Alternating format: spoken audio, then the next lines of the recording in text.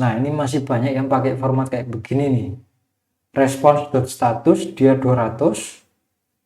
Di response bodinya ada status berupa boolean menunjukkan sukses apa enggaknya, atau mungkin success atau is success. Lalu di sini ada message untuk menunjukkan apa yang terjadi. Nah, kalau misalkan kalian buat kayak gini, berarti kalian membuat standar baru di atas standar yang udah ada. Nah, di sini nanti kita akan membahas apa itu HTTP Response Status Code. Nah, dia itu bukan cuma 200 OK aja, jadi ada banyak. Dan kita bahas di sini. Apa itu HTTP Response Status Code? Itu adalah angka yang menunjukkan bagaimana hasil proses dari request yang telah dikirim. Nah, angka ini dibedakan menjadi 5 kelas. Ada kelas 100, 200, 300, 400, 500. Ini menunjukkan kondisi yang berbeda-beda. Jadi angkanya banyak nih. Kalau misalkan 100 sampai 199. Ini berarti ada 100, 101, 102, 103 sampai 199. Ini juga 200. Biasanya kita cuma pakai 200 aja. Padahal ada 201, 202, 203 sampai 299. Nah, di sini jadi ada sangat banyak sekali status code. Nah, itu nanti kita bahas kali ini hanya yang sering saya pakai aja, yang pernah saya pakai aja ya. Jadi yang pertama ada informasional 100 sampai 199. Ini jujur saya belum pernah pakai. Tapi nanti kalian bisa lihat di dokumentasi tentang ini. Nanti saya kasih di terakhir atau di link di deskripsi. Yang kedua, kelas 200. Successful response 200 sampai 299. Nah, ini yang sering saya pakai ada 200 OK, 201 created, ada 204 no content. No content itu jarang saya pakai sih. Yang ketiga ada redirection message kelas 300.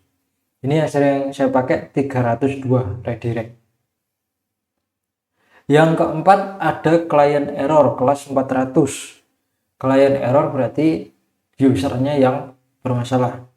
Misalkan invalid form input atau bagaimana. Nah, ini yang sering dipakai ada 400 bad request, 401 unauthorized, 403 forbidden, 409 konflik. Nah, yang kelima ada server error kelas 500. Ini berarti kesalahan programmer atau kesalahan tim developer, tim teknologi.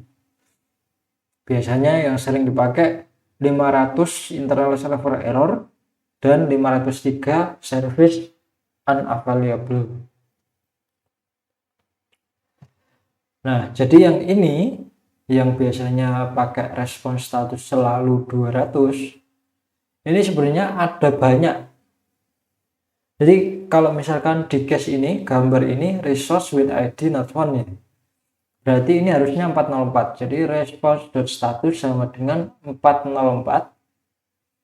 Status false ini nggak perlu lagi, tinggal message-nya apa, resource with ID not found kayak gini. Itu yang paling minimal. Jadi 404 dan message-nya not found kayak gitu aja. Kenapa itu penting? Jadi ada dampak negatifnya.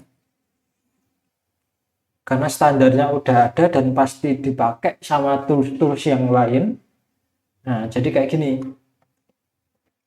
Yang pertama ada error handling di front end. Harus manual cek response body.status sama dengan false.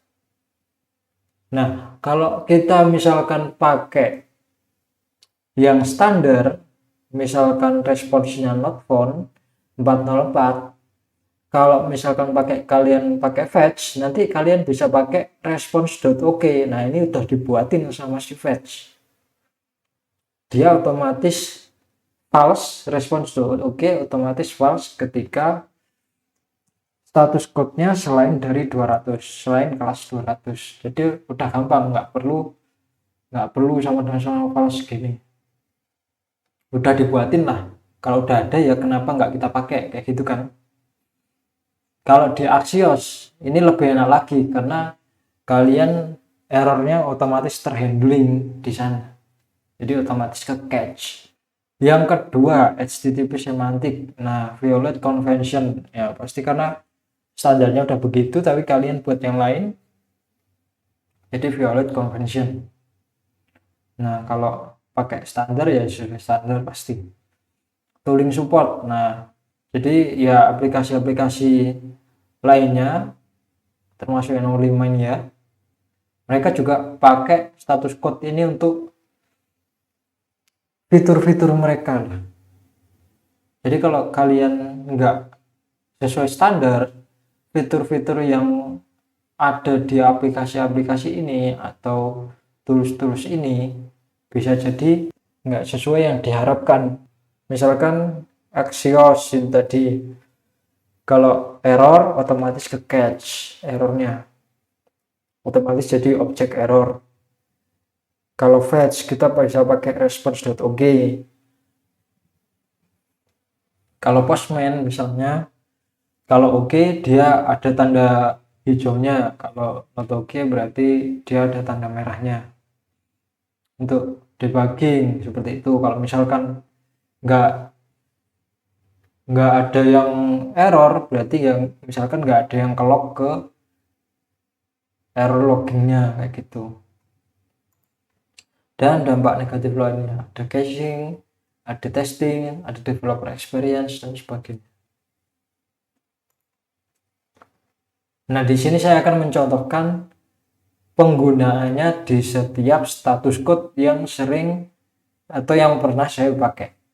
Ini yang pertama ada kelas 200, 200 OK dan 201 created. 200 OK ini bisa macam-macam ya, kita nge-get, kita update atau kita delete, kita bisa pakai 200 OK. 201 created berarti ya untuk resource yang kita buat, misalnya kita buat user, register user, berarti kita bisa pakai 201 created. Ini ada 2040 konten, itu biasanya bisa jadi ketika delete resource kalian bisa pakai no content karena kan udah ke delete resource-nya. Tapi kadang-kadang juga bisa pakai 200, jadi bebas lah pakai yang mana, yang penting kelas 200. Di sini kita coba praktekkan di sini. Nah, ini adalah Project Express. Database-nya ada Postgres. Lalu di sini fitur-fiturnya ada register client, ada login client, ada tag, create tag, get tag, lalu ada admin dashboard, lalu ada update tag untuk simulasi errornya nanti. Jadi di sini fiturnya ada role client dan role admin. Jadi untuk beberapa status code nanti membutuhkan itu. Kita mulai dari yang 200 OK. Nah, ini misalkan FE.ts ya. Ini simulasi di front end-nya. Misalkan ini adalah codingan front end. Ini jadi satu sama backend tadi. Misalkan ini codingan front end. Ini saya simplifikasi, saya sesuaikan fungsi-fungsi yang di sini untuk pembelajaran kali ini. Jadi ini belum tentu best practice-nya ya. Jadi ini cuma saya sesuaikan dengan tutorial kali ini aja. Yang pertama 200 OK, get homepage. Misalkan di homepage kalian membutuhkan beberapa data. Ini kalau kita lihat,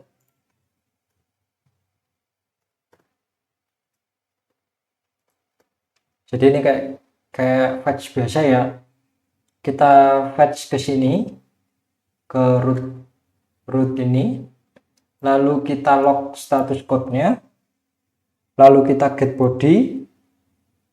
Kalau misalkan responsnya bukan oke, kita log not oke, lalu kita log response bodinya.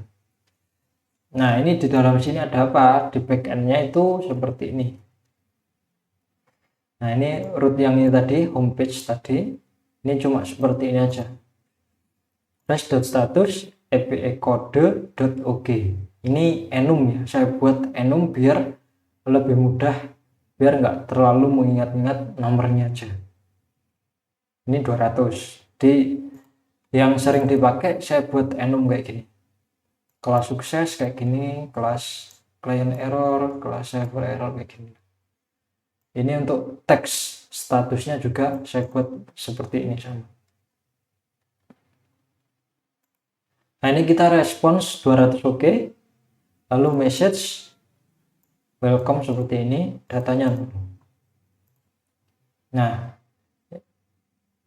ini response.oke ini adalah otomatis dari respons yang berasal dari fetch berisi boolean yang menunjukkan dia sukses atau bukan. Sukses atau bukannya ditentukan oleh status di kelas 200 sampai 299. Jadi kalau misalkan statusnya dari 200 sampai 299, ini akan berubah menjadi true. Ini akan memiliki value true. Selain itu akan memiliki value false. Berarti seharusnya di case ini, karena kita tadi respons statusnya 200, harusnya kita nggak masuk sini. Kita nggak masuk log not oke. Kita coba.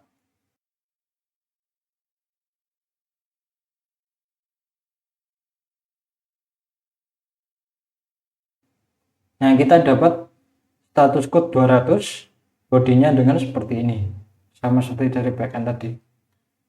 Nah, jadi kalau misalkan responsnya enggak 200, ini akan masuk sini. Nanti misalkan bisa kalian pakai untuk alert atau modal atau gimana gitu. Kalau kita coba di sini misalkan internal error, advance deh. Oh, kalau kita coba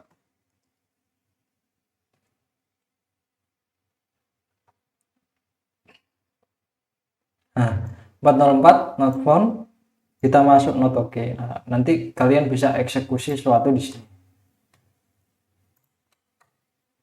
Kita berikan dulu oke. Nah, selanjutnya ada 201 created. Nah, ini misalkan register client atau create client atau misalkan create resource apa seperti itu, biasanya pakai 201 created. Nah, di sini kita masukkan namanya, email ini, password ini kalau client token kita hapus dulu. Nah, nama, email, password. Kalau kita buka isinya, dia ke root ini, post, lalu pilotnya nama, email, password. Sama seperti tadi, kita log response status, kita get body. Kalau not oke, kita log not oke. Di sini isinya index, ada out router, register client. Sini isinya create client biasa ya. Jadi kita get pilot, kita cek emailnya ada apa enggak, kita hash passwordnya, kita create usernya, lalu kita return API code created. Nah, ini 201, message-nya sukses seperti ini, datanya klien yang tanpa password. Ini klien tanpa password. Kalau kita coba harusnya kita dapat 201.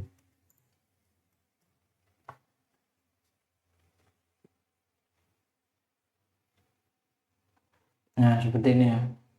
201. Jadi kalau misalkan kalian create pakai yang 201. Bisa aja pakai 200, bebas sih. Yang penting kelas 200. Kalau 201 berarti dia lebih spesifik. Dia sukses dan created. Oh, udah di create resource-nya. Kayak gitu. Nah, selanjutnya kita ada kelas 300. Untuk saya biasanya masih cuman pakai 302 redirect. Nah, di sini jadi di sini adalah fiturnya ketika klien udah login dan dia berusaha login lagi, maka kita return redirect ke URL tertentu. Nah, kayak gitulah. Jadi kalau kliennya udah login, dia mau login lagi, misalnya buat efisiensi, kita langsung redirect aja kan dia udah login. Kayak gitu. Jadi sini isinya dia butuh email, password, dan tokennya. Token setelah login. Di sini sama seperti tadi, ke root ini, post, lalu ini settingan ini khusus untuk tutorial ini aja ya. Jadi kalau saya sendiri biasanya tanpa pakai ini. Jadi ini fungsinya adalah ketika seperti ini aja. Ini ketika backend response redirect, maka kliennya otomatis ke redirect. Kita nggak perlu handle manual untuk redirect di front end. Kalau misalkan pakai ini, berarti nanti kalau respons backendnya redirect, kita nggak mau nerima redirectnya, kita handle manual. Jadi kita biar dapat status dan data locationnya. Jadi kalau misalkan redirect, nih kelas 300 dan punya header location. Jadi kalau redirect dia punya header location. Kita log locationnya. Kita mau diredirect kemana, kayak gitu. Di sini isinya apa? Di sini cuma login ya. Login klien ini. Kalau loginnya ini dia cek email password. Setelah itu cek kliennya ada apa enggak, passwordnya cocok apa enggak. Kalau udah sesuai semua, maka kita return oke, login sukses dengan data usernya dan data tokennya. Itu kalau login pertama ya. Karena kita belum login, kita coba login pertama dulu. Setelah itu kita login dengan harapan dapat redirect. Kita login pertama, ini belum login kliennya.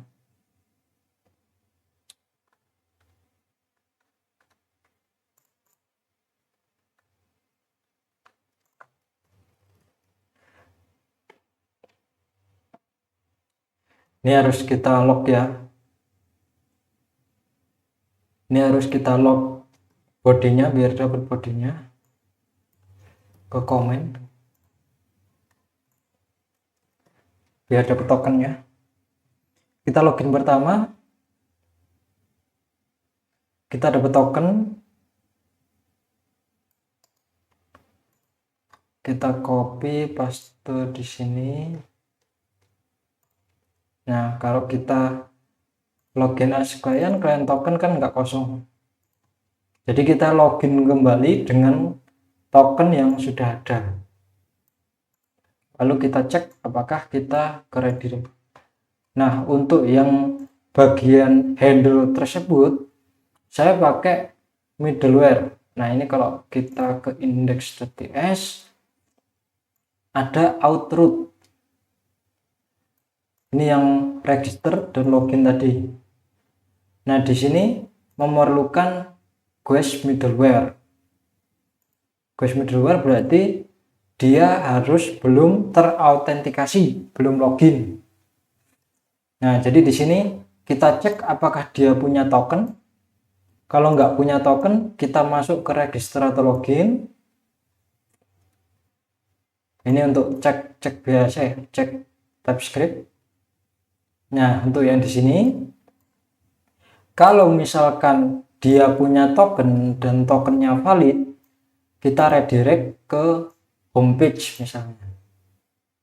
Kalau misalkan tokennya nggak valid, kita masuk ke register atau login.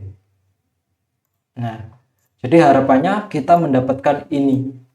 Nah, ini kenapa agak beda? Karena ini udah otomatis dari Express response, dia ada function redirect di mana given URL will optional response status default to 302. Jadi defaultnya untuk redirect di Express 302, mungkin ada yang pakai 301 di luar sana.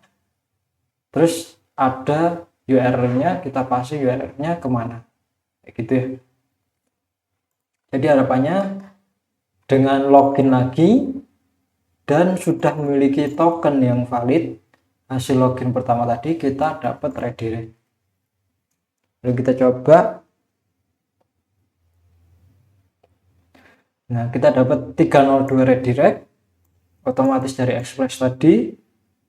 Lalu perlu diperhatikan ketika memakai redirect itu response.og-nya pasti false karena bukan kelas 200 tadi. Lalu kita dapat redirect to URL. Jadi URL redirectnya disimpan di headers location ini.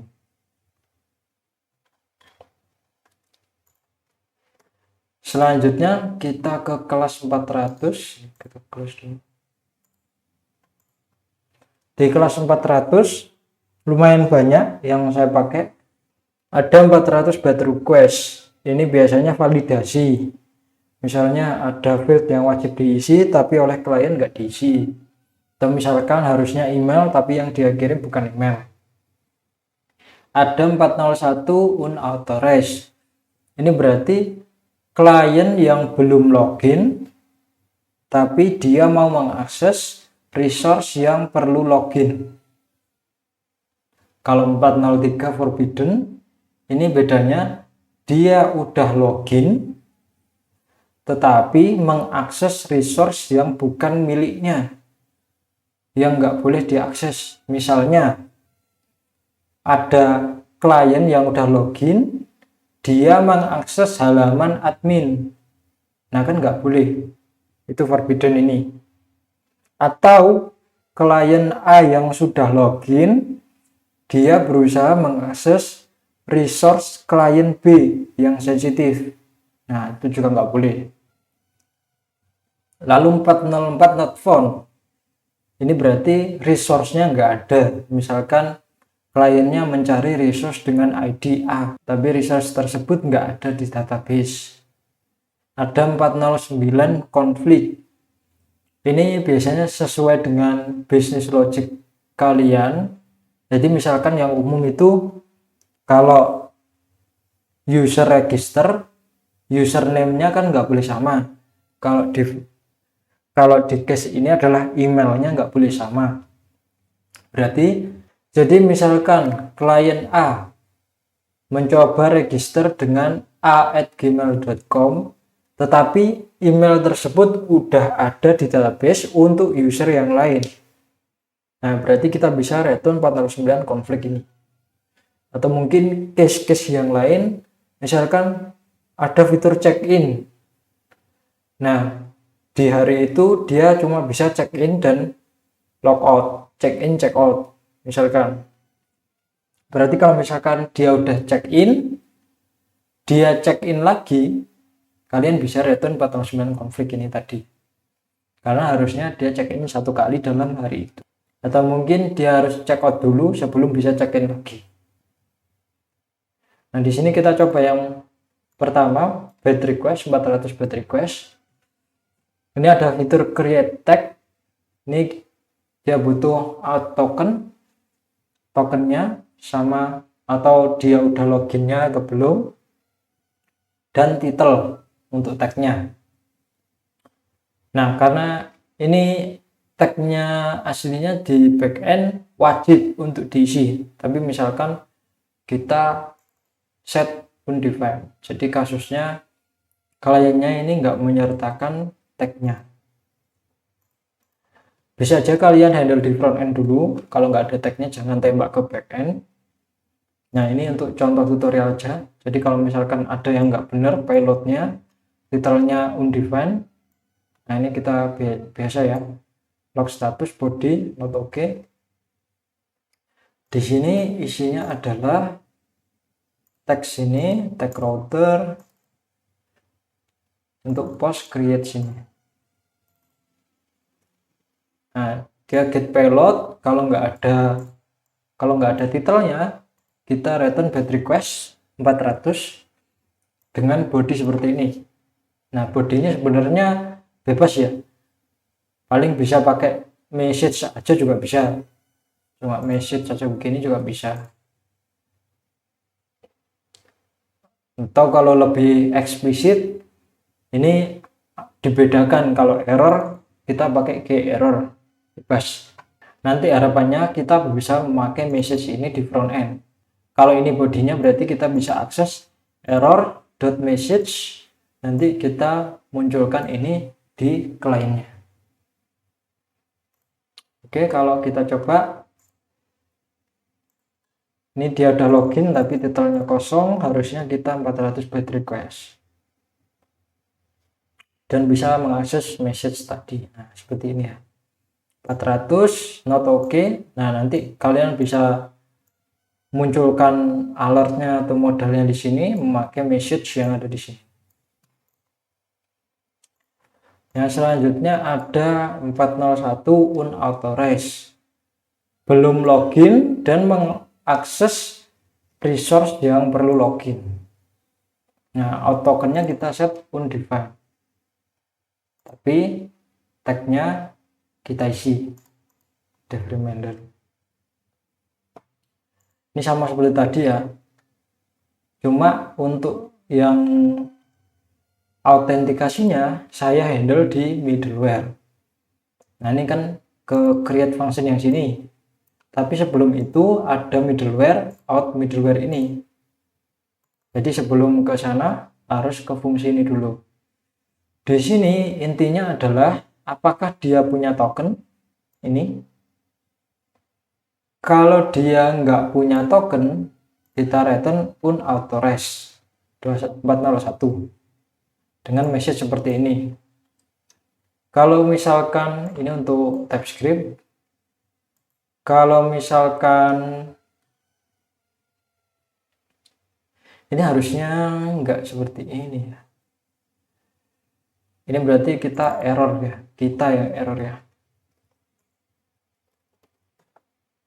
error. Ini untuk TypeScript. Dan juga misalkan jaga-jaga ada yang lupa kayak gini, jwt not configure. Lalu di sini apakah dia valid tokennya dan payloadnya. Kalau misalkan nggak valid, kita juga unauthorized.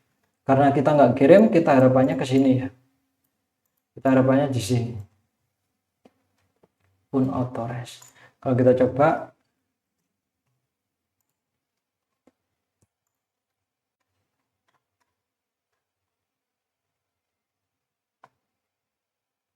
kita dapat error.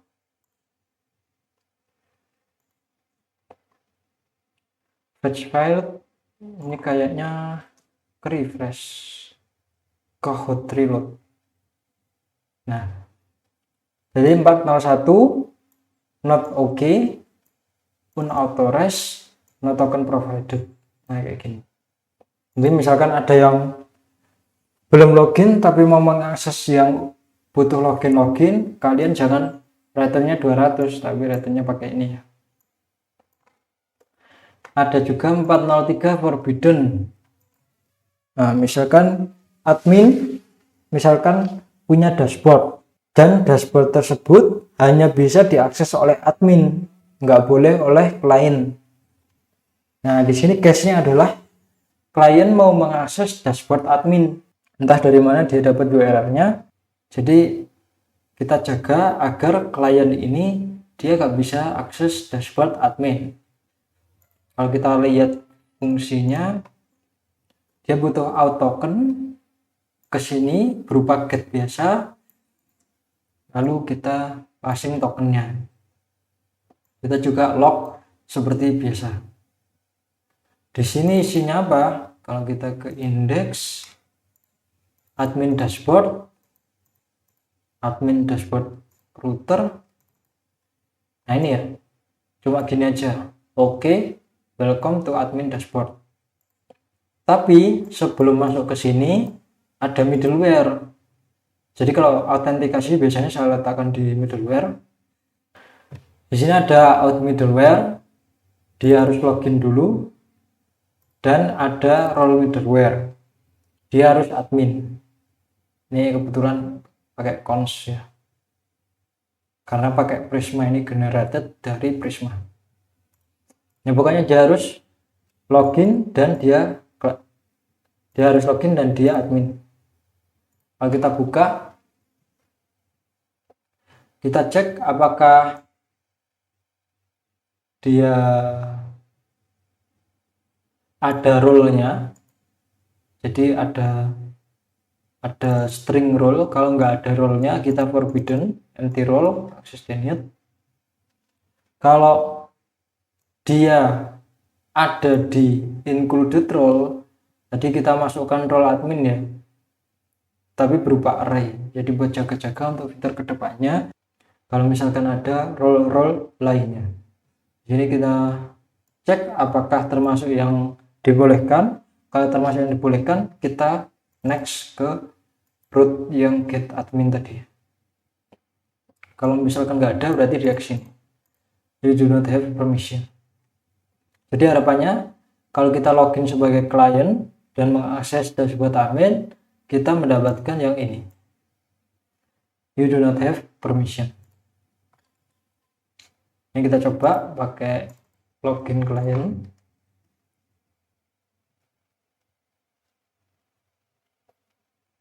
Nah, kita dapat 403 forbidden, not okay, you do not have permission. Jadi jangan pakai 200 lagi. Selanjutnya ada not found. Nah, berarti resource-nya nggak ada. Di sini case-nya ada get tag by ID. Nah, ini ID-nya ngawur, nggak ada di database sekarang. Pastikan kirim tokennya juga untuk autentikasi. Di sini isinya biasa, fetch ke sini dengan token dan log seperti biasa. Ini di sini isinya apa? Kita ke indeks tag router. Nah, nanti kita ke sini. Kita ke show. Di sini kita get ID. Untuk di aplikasi ini ID-nya memakai UID v7. Ini cek apakah dia benar formatnya. Lalu kita cek tag-nya. Kalau misalkan nggak ada, kita return not found 404 dengan message seperti ini. Ini kalau sukses, ini kalau error. Jadi harapannya kita mendapatkan yang ini. Kalau kita coba,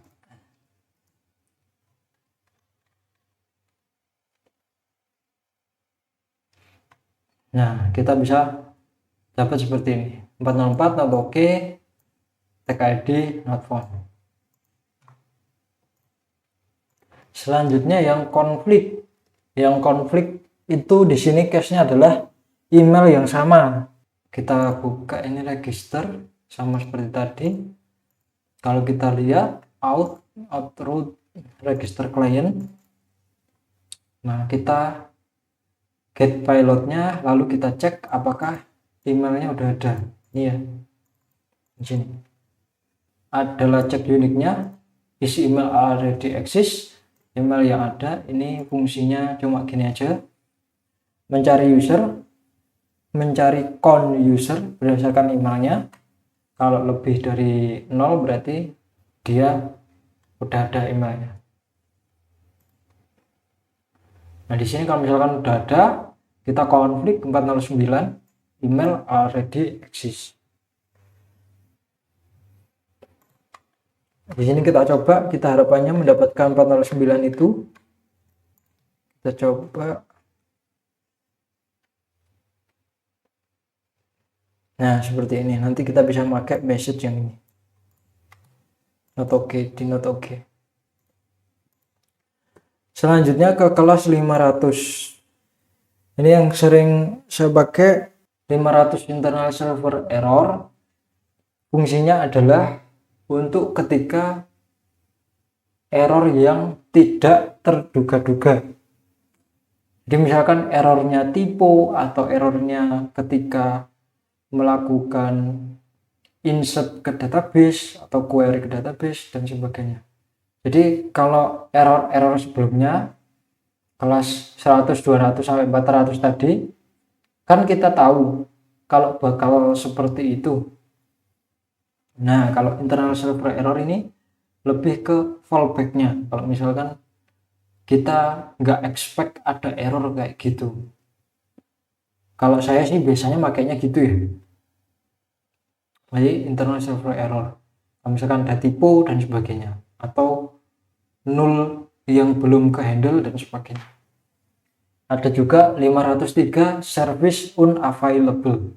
Nah ini biasanya ketika emang servernya mau dibikin down, atau ketika temporary 503 ketika CI/CD. Nah kayak gitu. Nah ini kita coba praktik yang 500. Di sini ada update tag, butuh client token, butuh string ID tagnya, butuh title untuk tagnya. Sini update tag, ke sini ke teks dengan put, tokennya kirim, payloadnya dikirim, log seperti biasa. Kalau ke sini tag router. Nah update tag tadi ke sini ya, ke put bagi function. Nah misalkan di sini ini untuk simulasi errornya ya, getting property of ID of undefined. Ya misalkan ada null yang belum ke handle, nah nanti biasanya kan otomatis nge-throw error. Nah nanti kita catch errornya jadinya seperti ini, kita return internal error 500, message-nya apa sesuai dengan message ini. Kita harapannya mendapatkan ini. Jadi 500 error biasanya saya pakai cuma untuk fallback aja, untuk error yang enggak kita expect atau bug istilahnya. Misalkan kalau kita coba,